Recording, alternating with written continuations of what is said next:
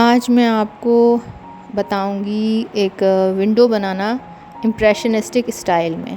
Painting के मुख्तलिफ़ style होते हैं, जैसे एब्स्ट्रैक्ट इम्प्रेशनिज़म, एक्सप्रेशनिज़म और ये कुछ फेमस हैं, रियलिज़म। तो आज जो मैं विंडो बना रही हूँ फ्लावर के साथ, वो एब्स्ट्रैक्ट इम्प्रेशनिस्टिक स्टाइल में है। तो सबसे पहले तो मैंने ड्रॉ किया है। जैसे नॉर्मली मैं जब पेंटिंग करती हूँ तो मैं पेंसिल से ड्रॉ नहीं करती, डायरेक्ट पेंट करती हूँ। लेकिन क्योंकि मैं आप लोगों के लिए बिगनर टू मीडियम लेवल के लिए मैं ट्यूटोरियल बना रही हूँ, तो मैं इसीलिए प्रेफर करती हूँ कि आप लोग अंदाज़ा हो जाए आपको, तो मैं ड्रॉ करती हूँ पहले। तो इसीलिए मैंने एक रफ़ स्केच बना लिया विंडो का। उसके बाद मैं बेस कलर बिल्कुल ही लाइट वाटर में एक्रेलिक को डाइल्यूट करके ब्लैक कलर को, उससे मैं थोड़ा सा बेस बना रही हूँ, ताकि विंडो की बैकग्राउंड जो है, ये जो विंडो मैं बनाऊँगी वो लेयर बाय लेयर इसमें कलरिंग होगी। जब एक लेयर ड्राई हो जाएगी फिर दूसरी लेयर पे उस पर काम होगा, क्योंकि वंस अगेन कैनवस पे हमने अभी काम शुरू नहीं किया है। अभी हम जो है वो पेपर पे या शीट पे या स्केच शीट जो होती है उस पे काम कर रहे हैं।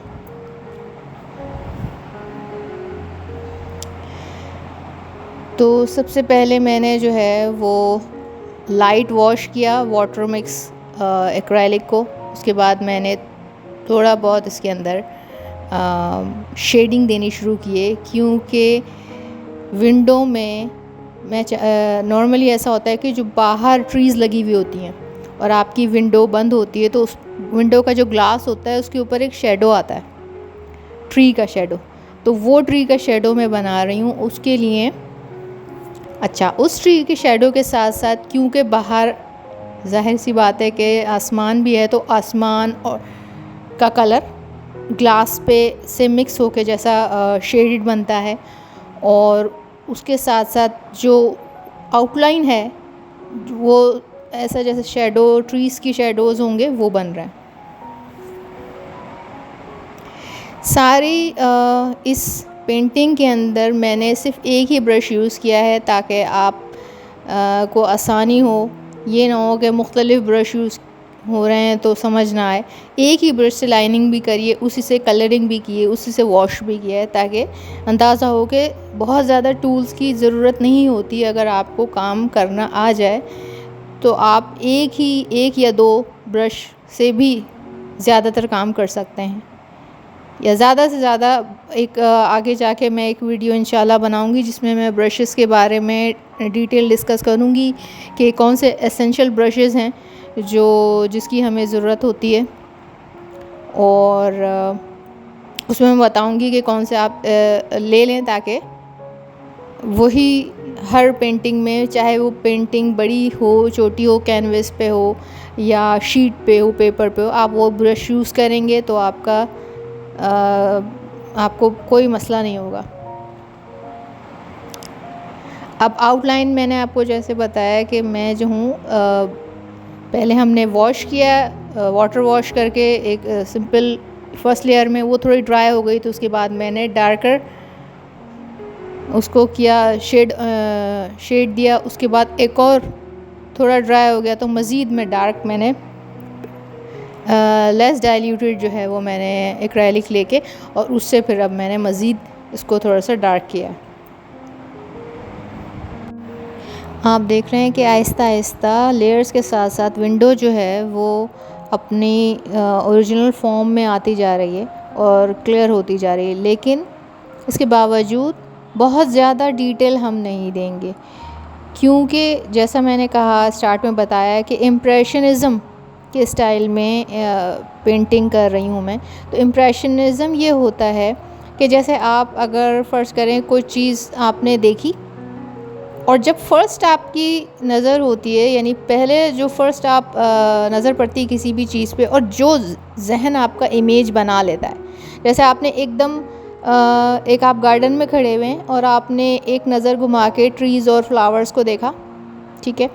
तो जैसे ही आपकी नज़र पड़ी और फिर आपने शायद दूसरी तरफ देखा, तो जो इमेज आपके जहन में रह जाता है, यानी अगर आपसे कोई पूछे फिर कि आपने गार्डन में क्या देखा, तो आप कहेंगे हाँ कुछ लाल फूल थे, 2-3 दरख्त थे, और एक लंबा दरख्त था, और एक पाम ट्री ऐसी थी, और ये था। जो आप बेसिक चीज़ें बताएंगे। लेकिन अगर आपसे कोई कहेगा कि अच्छा जो लाल फूल आपने देखे थे तो उसकी पेटल्स कितनी थी, और कितनी मतलब वो कौन सा फ्लावर था, वो कौन से टाइप का जो है ना वो फूल था, किस किस्म का था, तो वो आप नहीं बताएंगे।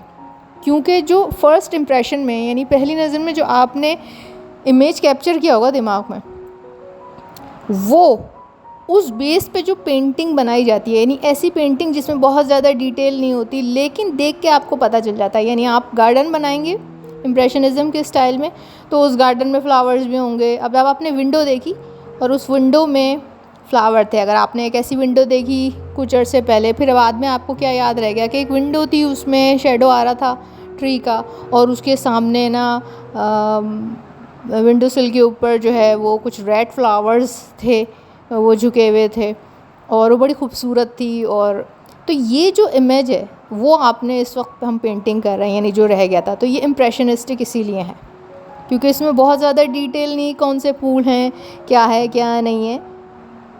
ठीक, अब हमने जो है वो वंस अगेन मैंने शेडो देने के बाद जो है फ्लावर्स पहले लीव्स बनाए, क्योंकि ये रूल ये है कि पहले बैकग्राउंड के ऊपर फिर आउटलाइनिंग आप, फिर उसके बाद लीव्स। क्योंकि जो फ्लावर्स होते हैं वो नॉर्मली ऊपर होते हैं, तो ऑब्वियसली पहले लीव्स होंगे, उसके बाद फ्लावर्स हैं। और फिर उन पर भी लेयरिंग में मैंने की है कि पहले एक बार लाइट, उसके बाद थोड़ा सा और कलर में डार्क लेके, क्योंकि मैं पेपर पे कर रही हूँ। लेकिन अगर आप कैनवस पे भी करते तो, लेकिन जो कैनवस पे एक्रेलिक कलर से लेयरिंग होती है ना, वो डिफरेंट स्टाइल में होती है, उसकी वाटर कंसिस्टेंसी डिफरेंट होगी। जब हम कैनवस स्टार्ट करेंगे, मैं कैनवस की सीरीज़ स्टार्ट करूँगी लेसन्स की, तो उसके अंदर मैं बताऊँगी कि कितनी क्वांटिटी, मतलब कितना, वो आपको देख के अंदाज़ा हो जाएगा कि वाटर कंटेंट कितना है एक्रेलिक के अंदर और कितना नहीं है। अब हमारी जो विंडो है वो अपनी मुकम्मल शेप ले चुकी है, तो अब मैं जो हूँ उसको थोड़ा सा हम रिफ़ाइन करेंगे। यानी हमने जो एक विंडो के ऊपर यानी उसकी ग्लास था उसको रिफ़ाइन करेंगे। और अगेन मैं ज़्यादा डिटेल नहीं कर रही, इसमें डिटेल्स में और रिफ़ाइनमेंट में फ़र्क है। रिफ़ाइनमेंट में ये होता है कि जो आपने एक लाइन बनाई थी वो थोड़ी सी अगर आपकी क्रुक्ड है या थोड़ा सा कुछ आपको चेंजेस करनी है, फ़ाइन करना है, कलर को डार्क करना है, कम करना है, तो उसे रिफ़ाइनमेंट कहते हैं, ताकि खूबसूरती एस्थेटिक अच्छा हो। तो बस हम फाइनली बस अब ये मैं कर रही हूँ कि जो वाइट है उसको इंक्रीज़ करूँगी, जहाँ मुझे लगेगा कि कोई चीज़ बैलेंस नहीं हो रहा है कलर, वहाँ कलर बैलेंस करूँगी। तो बस मैं ये कर रही हूँ इस वक्त। आप लोगों को अगर मेरे आर्ट लेसन्स अच्छे लग रहे हैं और आपके दिमाग में कोई सवाल है, या आप चाहते हैं कि मैं किस चीज़ पे पेंटिंग की किस एस्पेक्ट पे बात करूं या क्या चीज़ बना कर दिखाऊं, तो वो आप मुझे कमेंट्स में बता सकते हैं। और अगर कोई स्पेशल रिक्वेस्ट है तो वो भी आप कर सकते हैं। एंड ऑफ कोर्स आप को चाहिए कि आप मेरा चैनल सब्सक्राइब करें, ताकि आपको जो है वो टाइमली अपडेट्स मिलती रहें। अगर आपने पेंटिंग अभी स्टार्ट की है या आप कुछ अर्सा हो गया है आपको पेंटिंग करते हुए, तो आपको चाहिए कि जैसे जैसे आप मेरे लेसन्स फॉलो कर रहे हैं, आप इस स्टाइल को डिफरेंट कलर्स में, डिफरेंट मीडियम्स में एक्सपेरिमेंट करके देखें। और फिर अगर आपको कोई परेशानी होती है या कोई आपको जहन में सवाल आता है या कहीं आप अटक जाते हैं, तो वो आप मुझसे पूछ सकते हैं।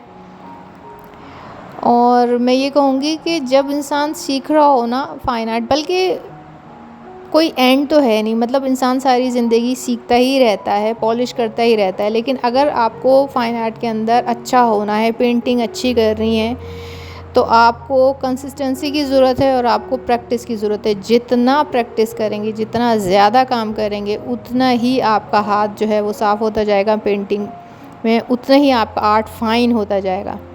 चीज़ों को ऑब्ज़र्व करें, देखें। अगर किसी भी चीज़ को देखते हैं तो गौर से देखें कि शैडो कहाँ आ रहा है, लाइट कहाँ पे जा रही है। अगर कोई ट्री है तो उसके अंदर कितने कलर्स हैं, लीफ में कितने कलर्स हैं, उसकी वेन्स कैसी हैं। अगर आप आसमान देख रहे हैं तो आप देखें कि ये तो अक्सर लोग तस्वीरें ले लेते हैं क्लाउड्स की, लेकिन आपने कभी गौर किया है कि कितने किस्म के क्लाउड्स होते हैं। एक आर्टिस्ट की नज़र बनाना सीखें, एक आर्टिस्ट की नज़र से चीज़ों को देखना सीखें कि अगर क्लाउड्स हैं तो वो किस सिमत में जा रहे हैं, उनकी किस तरह ओरिएंटेशन क्या है, वो किस स्टाइल के हैं, किस फॉर्म के हैं, गहरे हैं, उनका रंग क्या है, सफ़ेद है, काले हैं, हल्के हैं, गहरे हैं, उनमें से लाइट रिफ़्लेक्ट हो रही है, नहीं हो रही है। ये सब चीज़ें गौर करें। उम्मीद है कि आपको आज का लेसन अच्छा लगा होगा, तो click like and subscribe my channel. Thank you.